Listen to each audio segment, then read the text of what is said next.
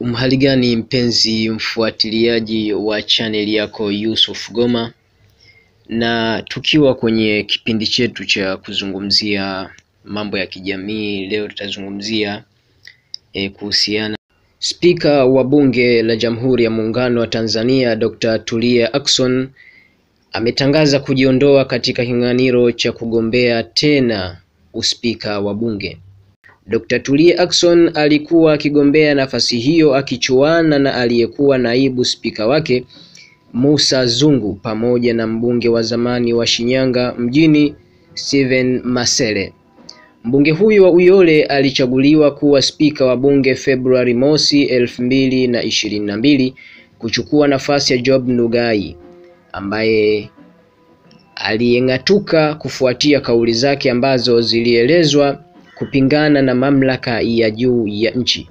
Kabla ya kuchaguliwa kuwa spika, Dr. Tulia aliwahi kuwa naibu spika wa bunge la 11, nafasi aliyoishika kwa mara ya kwanza mwishoni mwa mwaka 2015 baada ya kuteuliwa kuwa mbunge na aliyekuwa rais wa awamu ya 5 hayati Dr. John Pombe Joseph Magufuli.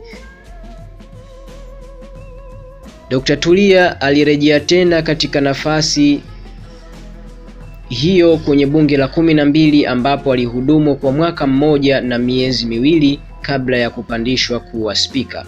Nyota ya mwanasheria huyo iling'ara zaidi Oktoba 23, 2023 alipochaguliwa kuwa rais wa 31 wa Umoja wa Bunge Duniani IPU, nafasi ya kihistoria ambayo anaendelea kuishikilia hadi sasa.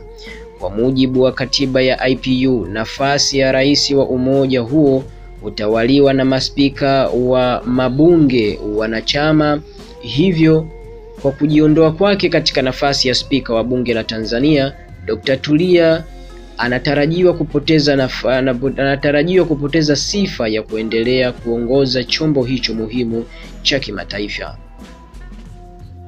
Kwa wale wenye kuhitaji huduma za umeme, kufanyiwa wiring ya majengo, lakini pia kufanyiwa wiring za mashine za kusaga, mashine za kukoboa na mashine za kuchana mbao, Goma Yusuf anatoa pia huduma hizo.